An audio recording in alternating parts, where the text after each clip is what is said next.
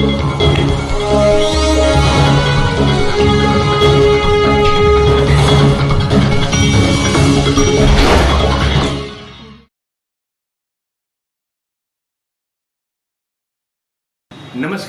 कृतिभूमि news में आपका स्वागत है। आप देख रहे हैं आज के मुख्य समाचार। देश में 24 घंटे में कोरोना के करीब 17,000 नए मामले, 418 लोगों की मौत। केंद्रीय स्वास्थ्य एवं परिवार कल्याण मंत्रालय की ओर से जारी आंकड़ों के मुताबिक पिछले 24 घंटे में 16,922 नए मामले सामने आए हैं और 418 लोगों की मौत हुई है। इसके बाद देश भर में कोरोना पॉजिटिव मामलों की कुल संख्या 4,73,105 हो गई है, जिनमें से 1,86,514 सक्रिय मामले हैं, 2,71,697 लोग ठीक हो चुके हैं या उन्हें अस्पताल से छुट्टी दे दी गई है और अब तक 14,894 लोगों की मौत हो चुकी है। हरियाणा में 490 नए पॉजिटिव मिले, 10 लोगों की मौत, संक्रमितों का आंकड़ा 12,000 के पार। हरियाणा में 24 घंटे में 490 कोरोना संक्रमण के नए मरीज सामने आए हैं, जबकि 427 लोग ठीक भी हुए हैं। 10 और मरीजों की मौत के बाद मरने वालों का आंकड़ा 188 हो गया है, जबकि कुछ संक्रमित मरीजों की संख्या 12,000 से पार होकर 12,010 पहुंच गई है। हैदराबाद में कोरोना से ठीक हुए 50 मरीज, परिजनों का घर ले जाने से इनकार। हैदराबाद में एक ऐसा मामला सामने आया है जिसमें मानवता शर्मसार हो गई है। दरअसल शहर के गांधी अस्पताल में भर्ती कोविड-19 मरीजों को इलाज के बाद छुट्टी दे दी गई और उन्हें घर जाने को कहा गया, लेकिन अब मरीजों के परिजन उन्हें घर ले जाने से इनकार कर रहे हैं। चीन की नई साजिश, लद्दाख में एक और इलाके में खोला मोर्चा, साइबर अटैक की भी कोशिश। भारत और चीन के बीच तनाव की स्थिति लगातार बरकरार है। गलवान घाटी में हुई झड़प के बाद रिश्ते काफी तनावपूर्ण हो चुके हैं। बॉर्डर पर सेना की उपस्थिति भी बढ़ गई है। इस बीच चीन है कि लगातार दगाबाजी कर रहा है और हर रोज एक नई चाल के साथ सामने आ रहा है। वास्तविक नियंत्रण रेखा यानी LAC पर तनातनी के कारण न तो भारत और चीन के बीच युद्ध की नौबत आएगी और न ही निकट भविष्य में दोनों देशों के बीच तनाव कम होगा।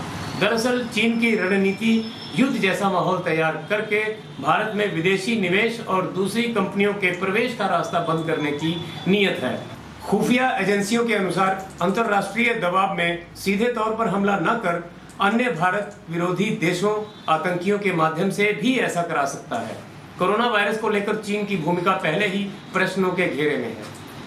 पतंजलि की कोरोनिल पर महाराष्ट्र सरकार ने भी लगाई पाबंदी, राजस्थान में पहले से ही बैन। बाबा रामदेव की दवा कोरोनिल पर राजस्थान सरकार के बाद महाराष्ट्र सरकार ने भी प्रतिबंध लगा दिया है। महाराष्ट्र सरकार के गृह मंत्री अनिल देशमुख ने कहा कि कोरोनिल के क्लिनिकल ट्रायल के बारे में अभी कोई जानकारी नहीं उपलब्ध हुई है। ऐसे में महाराष्ट्र में इस दवा की बिक्री पर पाबंदी रहेगी। उत्तराखंड सरकार ने पतंजलि की दिव्य फार्मेसी को नोटिस जारी किया है। सरकार का कहना है कि लाइसेंस इम्यूनिटी बूस्टर के लिए दिया गया था, न कि कोरोना की आयुर्वेदिक दवा के लिए। दिव्य फार्मेसी को 7 दिनों के भीतर जवाब देने के लिए कहा गया है।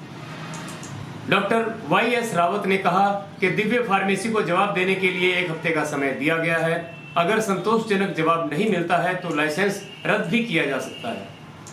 अंतर्राष्ट्रीय मुद्रा कोष यानी IMF ने कहा है कि इस वित्त वर्ष यानी 2020 और 2021 में कोरोना संकट की वजह से भारत की GDP ग्रोथ में 4.5% गिरावट आ सकती है। यह करीब 6 दशकों की सबसे बड़ी गिरावट होगी। IMF का कहना है कि पिछली छमाही में कोरोना वायरस का अर्थव्यवस्था पर असर उम्मीद से कहीं ज्यादा गंभीर है। IMF ने वर्ष 2020 में ग्लोबल ग्रोथ रेट में 4.9% की गिरावट का अनुमान जताया है।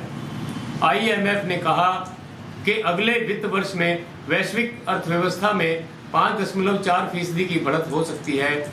यह उसके पहले के अनुमान के मुकाबले 0.4% ज्यादा है। चीनी कंपनियों के खिलाफ लहर, खत्म हो रही ह्यूवेई के साथ डील। फ्रांस में ऑरेंज, भारत में जियो और ऑस्ट्रेलिया में टेलेस्ट्रा ने चीनी फर्मों के साथ काम करने से मना कर दिया। अमेरिकी विदेश मंत्री माइक पोम्पियो ने दावा किया है कि दुनिया भर के दिग्गज दूरसंचार ऑपरेटरों के साथ चीनी टेक कंपनी हुवेई सौदे लुप्त हो रहे हैं। दुनिया के प्रमुख टेलीकॉम ऑपरेटर्स, जिनमें स्पेन के टेलीफोनिका, साथ ही ऑरेंज, O2, जियो, बेल कनाडा, टेलस और रोजर्स और भी कंपनियां हैं जो साफ सुथरे व्यापार की ओर आगे बढ़ रही हैं। दिल्ली, उत्तराखंड, कश्मीर, लद्दाख में मानसून ने दी दस्तक, कई इलाकों में भारी बारिश का अलर्ट। दिल्ली, उत्तराखंड, जम्मू कश्मीर और लद्दाख समेत उत्तर भारत के कई राज्यों में बुधवार को मानसून ने दस्तक दे दी है, जिसकी वजह से वहां तापमान में गिरावट दर्ज की गई। मौसम विभाग के मुताबिक गुरुवार को दिल्ली NCR के कुछ इलाकों में भारी बारिश की संभावना है। हरियाणा के सभी स्कूली बच्चों को अब जियो टीवी से मिलेगी ऑनलाइन शिक्षा, सरकार ने किया करार। हरियाणा सरकार ने कोरोना के दौरान मुख्यमंत्री दूरवर्ती शिक्षा कार्यक्रम के तहत स्कूली बच्चों को बेहतर शिक्षा की दिशा में एक और कदम उठाया है। सरकार ने रिलायंस जियो टीवी के साथ इसके लिए करार किया है। शिक्षा मंत्री कंवरपाल ने बताया कि जियो टीवी के साथ किए करार के तहत एजुसेट के चारों चैनल अब जियो के प्लेटफॉर्म पर निःशुल्क उपलब्ध होंगे। नई पहल से विद्यार्थी टीवी, लैपटॉप, डेस्कटॉप, टैबलेट व मोबाइल के माध्यम से एजुसेट के चारों चैनल देख सकेंगे। टीवी पर प्रसारित की गई सामग्री 1 सप्ताह तक उपलब्ध रहेगी, जिससे विद्यार्थी अपनी सुविधा एवं समय के अनुसार इसको देख सकते हैं। यमुनानगर एवं आसपास के समाचारों में चोरी के शक में 2 युवकों को पेड़ से बांधकर बेल्टों से पीटा, वीडियो वायरल हुआ तो पुलिस ने दर्ज किया केस। हरियाणा के यमुनानगर जिले के फरकपुर क्षेत्र में कैंप में कुछ लोगों ने चोरी के शक में 2 युवकों को पेड़ से बांधकर बेल्टों से बहुत बुरी तरह पीटा। पेड़ से बांधकर युवकों की इस पिटाई का वीडियो वहां कुछ लोगों ने बनाकर वायरल कर दिया। घटना बीती 6 जून की है। वीडियो वायरल होने के बाद पुलिस हरकत में आई और मामले में 3 आरोपियों को नामजद करते हुए कुछ अन्य पर केस दर्ज कर लिया है। शराब तस्करी का मामला, बर्खास्त इंस्पेक्टर जसवीर गिरफ्तार, SIT ने 5 दिन के रिमांड पर लिया। खरखौदा शराब तस्करी, चोरी और भ्रष्टाचार घोटाले के मुख्य आरोपी बर्खास्त इंस्पेक्टर जसवीर सिंह को SIT ने 1.5 महीने बाद गिरफ्तार कर लिया है। आरोपी inspector SIT DSP Narendra Kumar के सामने सेक्टर 14 रोहतक में पेश हुआ, जहां से उसे गिरफ्तार कर लिया गया। SIT ने दोपहर को उसे ड्यूटी मजिस्ट्रेट SDJM जोगिंदर कुमारी के आवास पर पेश किया। न्यायाधीश ने उसको 5 दिन के रिमांड पर भेज दिया है। बहन के घर आए भाई की नहर में डूबने से मौत। बहन के घर आए एक व्यक्ति की शेखू माजरा नहर में मछली पकड़ने के दौरान डूबने से मौत हो गई। ग्रामीणों ने व्यक्ति को काफी देर तक नहर में तलाश किया। जब तक उसको पानी से बाहर निकाला गया तब तक उसकी मौत हो चुकी थी। सूचना पाकर मौके पर पुलिस ने कार्रवाई करते हुए शव को पोस्टमार्टम के लिए भेज दिया। महिला रेलवे कर्मी की तेजधार हथियार से वार कर हत्या। रेलवे कॉलोनी के क्वार्टर में रहने वाली अंबाला निवासी 55 वर्षीय रेलवे महिला कर्मी की बेरहमी से हत्या कर दी गई। उसका शव नग्न हालत में फ्रिज के पास पड़ा हुआ था। उसके शरीर पर तेजधार हथियार व खरोंचों के निशान थे। कमरे में सामान उथल-पुथल था। आशंका जताई जा रही है कि महिला को अकेली देख लूटपाट के इरादे से बदमाश क्वार्टर में घुसे, महिला से दुष्कर्म किया और लूटपाट कर फरार हो गए। जमीन के विवाद में RMP डॉक्टर की हत्या, हल्दी की क्यारी में मिला शव, परिवार के 7 लोगों पर केस। ये मामला नारायणगढ़ का है। 55 साल के RMP डॉक्टर राधेश्याम की बेरहमी से हत्या कर दी गई।